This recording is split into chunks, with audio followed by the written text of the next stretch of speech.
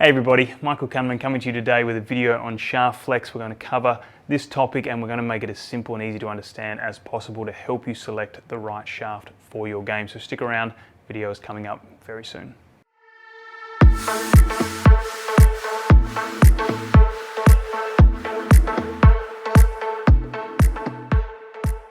So first of all, everyone, thank you so much for a very good 2022. We appreciate all of your support in our online store and also our YouTube channel. We hope you enjoy the content we're putting out. So if you do, please make sure you subscribe to our channel, like our videos, and feel free to comment or ask questions if there's anything that you would like to know about any equipment that we may have. Now, as we said today, we're going to talk about shaft flex. There may be some of you that watch this and you already know a little bit about shaft flex, shaft weight, kick points, torque, and all this other information, and you're like, why are you not going in depth here? And the reason being is because this video here is designed to be simple. A lot of information goes into shafts and it can be extremely confusing.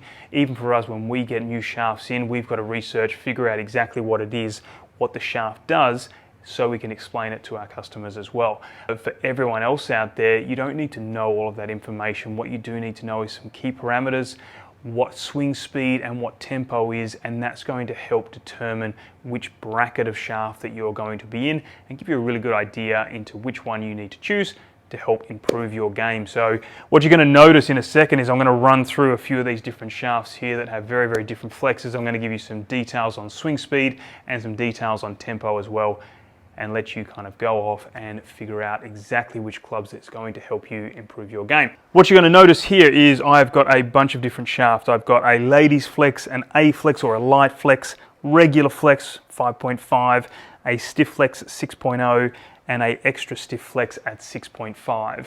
And what you're going to say from there is, what are all these numbers now? One thing I will say straight off the bat is try not to get too confused when other companies or certain companies have different ways to label their shafts. So instead of some companies just saying they are light flex, regular flex, stiff flex, some like hazardous will put numbers in place of that. And I know that again, like I said, can make it confusing. Just do some research, ask us some questions. Please feel free to give us a call if you're wondering what one of those numbers mean. We are more than happy to help you. Just straight off the bat here, what you'll notice is 5.5 is a strong regular flex, 6.0 is a stiff flex, and 6.5 is an extra stiff flex. Why they chose that, I'm not too sure. But as I said, it does make it confusing for pretty much everyone out there when you're looking at this and you don't know much about shafts. So when we talk about shaft flex, just quickly, what we are talking about is how much the shaft flexes in the golf swing. So why we need this is because the whole premise of golf is to try and be a little bit more consistent. We want to try and get nice strikes. We want to get the ball launching in the air. We want it to spin well. We want it to go far.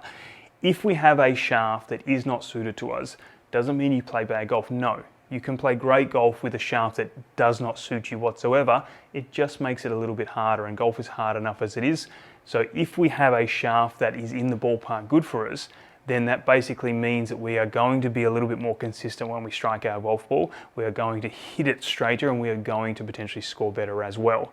So shafts that are extra stiff are going to be much stiffer than a ladies flex shaft or an A flex shaft, and it's all based on swing speed, and it's all based on how that golf club is going to react when it comes down to impact to try and get that strike well and to try and get that golf ball launching as good as it possibly can. So when we talk about swing speed, as I was saying before, there's a few different things that we want to know.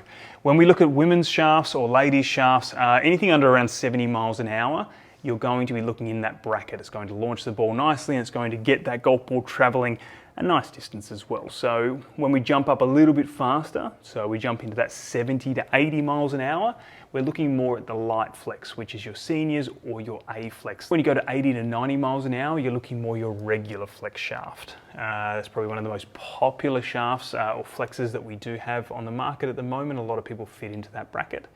And then you've got your faster swing speeds now. So from 90 to 105 miles an hour, you're looking into that stiff flex bracket.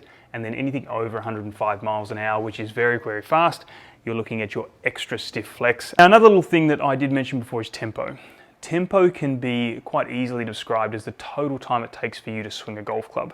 Some people have fast tempos, some people have slow tempos. So if you think of, if you know out there, a lot of people that are new to golf won't know who this is, but Freddie Couples has a very loose, slow, long, languid swing. So his golf club works over and under, nice and smooth. Doesn't look like he's putting much effort in. The golf swing takes a long time, hits the ball beautifully.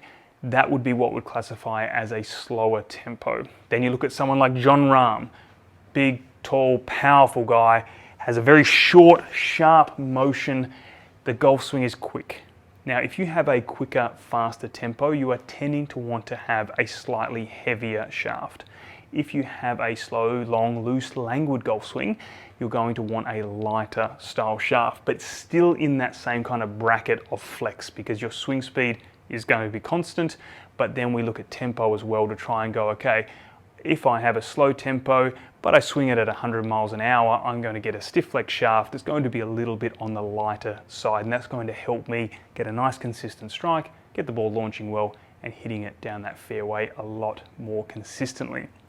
You'll notice on some shafts, as the one I've got in my hand here with hazardous, which is one thing I love about the hazardous labeling, is they do always have the weight on here as well, which makes it very, very easy for people to understand and kind of read and see exactly what they are purchasing. So it's a 60-gram shaft here, and then I've got over here a 70-gram shaft as well. So as I said, the 70-gram shaft will be for a slightly faster tempo player versus the 60-gram shaft in my hand as well. So that pretty much covers everything that I wanted to talk about today, and I'm probably going to get some comments below on, you didn't cover this, that's not really that accurate because, someone swings like this. 100%. There's a lot more information that goes into a fitting, a lot more in-depth information when it comes to ball flight, spin rate, launch angles.